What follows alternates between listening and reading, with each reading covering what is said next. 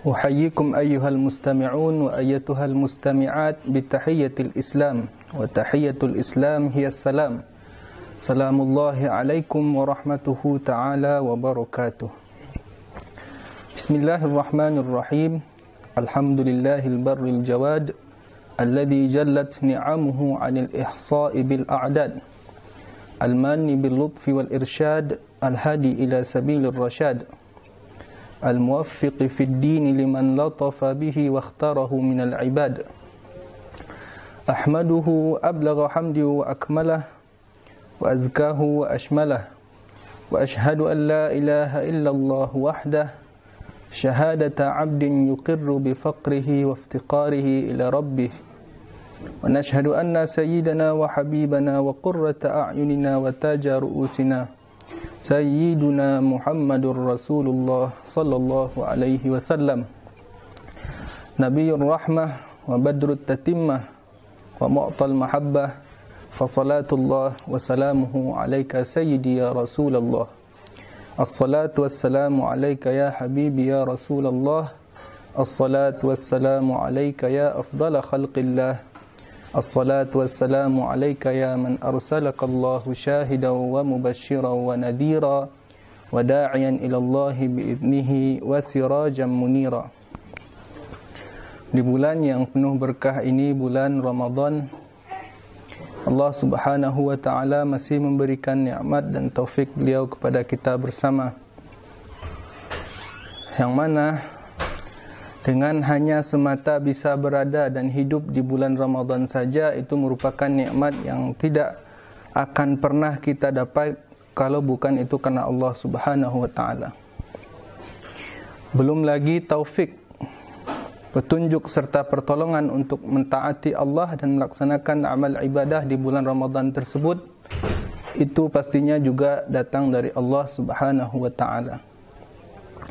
Maka kesimpulannya, sungguh tiada satu pun yang ada di muka bumi ini terlepas dari yang namanya pemberian Allah. Sehingga kewajiban kita sebagai hamba Allah, sebagai hamba yang menyembah Tuhannya, adalah mensyukuri nikmat tersebut. Maka untuk langkah awal mensyukuri nikmat Allah yang perlu kita lakukan adalah kita sana, kita sanjung beliau dengan lafaz Alhamdulillahi Rabbil Alamin. Jauh lebih besar dibandingkan itu, masih ada level berikutnya yang mesti kita tempuh untuk mencapai yang namanya syukur terhadap Allah. Ini semua dijelaskan oleh Imam Muhammad ibn Muhammad Abi Hamidin al-Ghazali At-Tusi Asy-Syafi'i dalam kitab beliau yang bernama Ihya Ulumuddin. Di bab syukur, beliau menjelaskan bahwa kesimpulan daripada mensyukuri nikmat Allah tersebut adalah sarfun ni'mah fima yuhibbuhullah wa fi imtithali awamirih wa jtinabi nawahih. Mempergunakan nikmat Allah Subhanahu wa Ta'ala tersebut di jalan yang Allah ridai. Mempergunakan nikmat tersebut untuk menjalankan perintah Allah, dan mempergunakan nikmat Allah tersebut untuk meninggalkan dan menjauhi segala bentuk larangan Allah. Sebagai bentuk kecil cara penerapan syukur ketika kita diberikan nikmat akal yang sehat, maka cara yang diajarkan atau dituntut kepada sekalian muslimin dan muslimat mensyukuri nikmat akal yang sehat tersebut adalah dengan menggunakan akal yang sehat tersebut untuk segala hal yang sifatnya mendatangkan ketaatan kepada Allah. Misalnya, berpikir bagaimana supaya Islam ini semakin diterima oleh penjuru dunia. Berpikir bagaimana supaya Islam ini yang selama ini dipahami oleh orang-orang kafir dan pembenci Islam sebagai agama teroris bisa terperbaiki atau bisa lebih memahami hakikat Islam sebenarnya. Dan berpikir bagaimana supaya ke depannya umat Islam lebih maju. Juga berikut, seandainya Allah berikan kita nikmat harta, maka nikmat harta tersebut kita syukuri untuk menjalankan perintah Allah berupa sedekah, zakat, ataupun menolong orang-orang yang membutuhkan. Bukan malah menggunakan harta tersebut atau nikmat harta tersebut di jalan yang Allah tidak seredai. Seperti orang yang banyak mempergunakan hartanya untuk berfoya-foya, minum-minuman keras. Dengan harta tersebut membeli narkoba dan menggunakannya di jalan yang tidak Allah redai, maka dipastikan itu namanya tidak mensyukuri nikmat Allah. Allah berikan nikmat ilmu misalnya, maka mensyukuri nikmat ilmu tersebut adalah dengan mengamalkan ilmu tersebut, adalah dengan mengajarkan ilmu tersebut kepada umat Islam, agar umat Islam semakin dekat kepada Allah, bukan malah mencari ketenaran, bukan mencari penghidupan dari dakwah atau ilmu tersebut. Begitu seterusnya cara mensyukuri nikmat Allah Subhanahu wa taala. Maka saya simpulkan sekali lagi, makna daripada mensyukuri nikmat Allah tidak cukup dengan hanya sana' lisani, sanjungan lidah dengan mengucapkan alhamdulillahirabbil alamin saja, akan tetapi lebih dari itu, yang namanya bersyukur kepada Allah adalah mempergunakan nikmat yang Allah berikan tersebut di jalan yang Allah ridai, untuk menjalankan perintah Allah dan meninggalkan segala macam bentuk larangan beliau. Nah, dalam kesempatan kali ini kita tidak lupa mengingatkan diri saya sendiri dan diri kaum muslimin lainnya.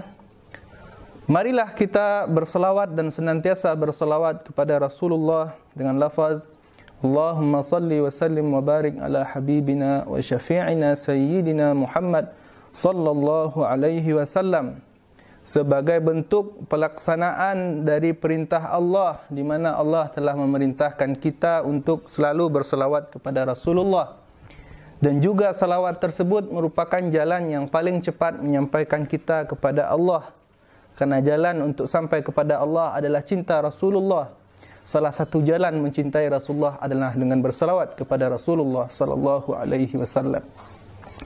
Sebagian orang memahami bahwa salawat itu seperti apa yang telah diviralkan oleh sebagian artis-artis terkenal, yang diiringi dengan musik, atau salawat-salawat yang di situ dinyanyikan oleh perempuan-perempuan yang terkadang mutabarrijat, menggunakan kosmetik yang dilarang oleh Islam, atau nyanyi-nyanyian yang seakan Islami sehingga dikatakan salawat. Bukan itu yang dikatakan salawat.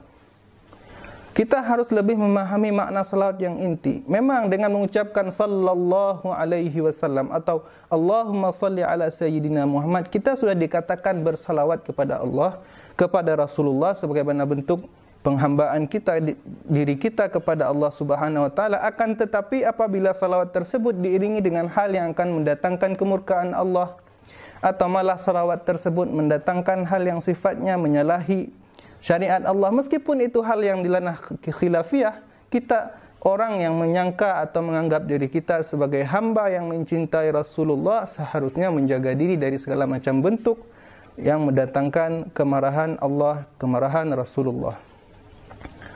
Berbicara tentang bulan Ramadan, ayyuhal musyahidun wa ayyatuhal musyahidat, a'azzakumullah, adalah berbicara tentang bagaimana kita menghambakan diri kepada Sang Pencipta Allah Azza wa Jalla. Sudah banyak para ustadz-ustadz kita, para ulama menganjurkan agar kita di bulan Ramadan ini mengejar titel, yaitu muttaqin, mengejar ampunan Allah, melaksanakan amal ibadah lainnya. Akan tetapi izinkan saya untuk kembali dalam kesempatan kali ini mengingatkan diri kita, khususnya diri saya yang menyampaikan, untuk lebih menekankan pada tingkat yang sempurna dalam Islam, yaitu tingkatan taubah. Karena sesungguhnya meskipun kita memperbanyak amal ibadah di bulan Ramadan, akan tetapi amal ibadah tersebut tidak diawali dengan taubat, atau amal ibadah tersebut hanya semacam rutinitas tanpa perasaan membutuhkan kepada Allah, maka sesungguhnya amal ibadah tersebut tidak diterima oleh Allah. Betapa banyak ayat-ayat yang berbicara tentang taubat. Di antaranya Allah pernah bersabda, innallaha yuhibbut tawwabina wa yuhibbul mutatahhirin. Sesungguhnya Allah mencintai hamba-hambanya yang sering bertaubat. Allah berfirman dan memilih kalimat at-tawwabin, orang yang banyak bertaubat, bukan taibin, orang yang bertaubat saja. Inilah diantara keagungan Al-Quran, kebesaran bahasa yang terdapat di dalam Al-Quran, sehingga dibedakan ungkapan dengan ta'ibin dengan at-tawwabin. Ta'ibin hanya sebuah perasaan atau amaliyah taubat itu saja, sedangkan tawwabin adalah perbuatan taubat yang sering dilaksanakan. Sehingga Allah mencintai orang yang sering bertaubat, bukan hanya sekali bertaubat. Nah, apabila Allah berbicara di dalam Al-Quran dengan kalimat innallaha yuhib, berarti ini berbicara tentang martabah mahbubiyah, tingkatan di mana kita menjadi orang yang akan dicintai Allah. Siapa yang tidak menginginkan cinta dari Allah Subhanahu wa taala? Ya, semua orang pasti menginginkan level agar dia menjadi hamba yang dicintai oleh Allah Subhanahu wa taala. Tapi ingat, dalam konteks ini Allah memberikan kecintaan beliau kepada hambanya ketika kita tawwabin, sering atau acap kali melaksanakan taubat. Kemudian Allah mengatakan juga wa yuhibbul mutahhirin, ya. Innallaha yuhibbut tawwabin wa yuhibbul mutatahhirin. Al-mutatahhirin maknanya ma'ruf, ya, kita kenal dan bisa memahaminya, adalah orang-orang yang bersuci. Allah mengkaitkan antara perintah atau mengatakan bahwa dia sebagai Tuhan mencintai hambanya yang sering bertaubat dan juga sering bersuci. Nah, kita akan lebih menitikkan pada permasalahan taubat ini. Kenapa kita butuh kepada yang taubat? Kenapa kita butuh untuk membahas yang namanya taubat? Tadi sudah saya jelaskan, Allah di sana mengatakan mencintai hambanya yang sering bertaubat. Sehingga Imam Al-Harith mengatakan, sebagaimana yang terdapat dalam Ar-Risalah Al-Qushairiyah, Imam Al-Qushairi mengutip dengan sanadnya, di mana Imam Al-Harith mengatakan, ma ad'ullah qattu Allahumma inni as'alu taubata walakinnani ad'u Allahumma inni as'alu syahwatat taubah. Imam Al-Harith mengatakan, saya tidak pernah berdoa, ya Allah, aku berminta atau meminta taubat untukmu. Akan tapi ya Allah, aku berdoa kepadamu agar engkau berikan aku syahwat untuk bertaubah. Diibaratkan dengan syahwat. Syahwat itu maknanya secara bahasa atau istilah yang umum dipakai oleh orang Arab, maknanya adalah keinginan. Keinginan yang sifatnya berkali-kali. Maka dalam konteks ini Imam Harith meminta kepada Allah agar dikasih syahwat untuk selalu bertaubat. Bukan kita yang selalu syahwat untuk makan, syahwat untuk melakukan hubungan suami istri bagi yang sudah berkeluarga. Kita harus mencontoh salah seorang ulama seperti Imam Al-Harith tersebut. Saking beliau tersebut berupaya mendekatkan diri kepada Allah, beliau meminta untuk sering bertaubat, meminta agar dikasih syahwat untuk bertaubat. Dalam hal ini Imam Al-Ghazali dalam kitab beliau Minhajul Abidin mengatakan bahwa pentingnya bertaubat karena ada dua hal. Ahaduhuma liyahsula laka taufiqut ta'ah, supaya mendapatkan taufik untuk melaksanakan taat. Kita mungkin sudah mendapatkan hidayah, petunjuk bahwa ini adalah kebenaran, ini adalah ketaatan, ini adalah kemungkaran.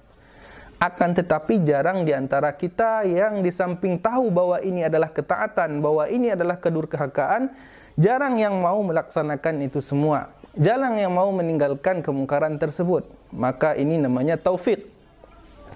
Di samping Allah berikan kita petunjuk bahwa ini adalah kebenaran, bahwa ini adalah kesalahan, Allah juga memberikan petunjuk kekuatan agar kita mampu melaksanakan ketaatan tersebut. Jadi salah satu jalan untuk mendapatkan taufik tersebut adalah dengan bertaubat.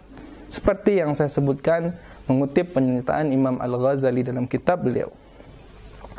Fa inna syu'madz dzunubi yurithul hirmana wa yu'qibul khidlana wa anna qaidadz dzunubi yamna'u 'anil masyi ila ta'atillahi 'azza wa jalla.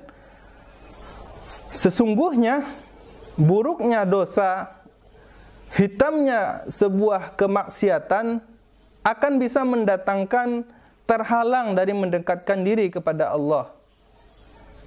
Dan kait berbuat dosa tersebut seakan-akan bisa menarik seorang hamba dari berusaha untuk mentaati Allah. Dalam artian kata menjadi penghalang seorang hamba tersebut untuk mentaati Allah. Nah, itu diantara alasan kenapa pentingnya kita bertaubat. Setelah itu beliau mengatakan pentingnya bertaubat tersebut, bahwa taubat tersebut adalah syarat atau jalan agar amal ibadah kita bisa diterima oleh Allah. Maka dalam momentum bulan Ramadan ini yang mana kita semuanya dianjurkan untuk memperbanyak amal ibadah supaya amal ibadah tersebut tidak menjadi sia-sia, tidak menjadi sesuatu hal yang tidak bernilai di sisi Allah, maka penting rasanya untuk bertaubat. Maka untuk penjelasan lebih dalam terkait taubat, tata caranya, persyaratannya, dan apa yang mesti kita lakukan dan langkah-langkah apa yang mesti kita lewati pertama sekali untuk bertaubat, insyaallah dalam perjumpaan atau kesempatan lainnya akan kita lanjutkan. Saya cukupkan pembahasan kita pada kesempatan kali ini dengan kesimpulan bahwa mengerjakan amal ibadah sebanyak-banyaknya tanpa diiringi rutinitas bertaubat dengan sering atau sesering mungkin, ini ada potensi menjadikan amal ibadah tersebut tidak diterima oleh Allah. Oleh karena itu, marilah kita gunakan bulan Ramadan ini sebagai momentum agar kita sering bertaubat kepada Allah. Oh, mungkin kita ada yang merasa tidak pernah sehari ini melakukan perbuatan dosa. Tapi ingat, tetap bertobat karena Allah mencintai orang yang sering bertaubat. Setidaknya bertobat itu menjalankan perintah Allah tadi, innallaha yuhibbut tawwabin. Saya cukupkan apa yang saya sampaikan ini, mudah-mudahan Allah berikan keikhlasan kepada saya dan kepada semuanya untuk mengamalkannya.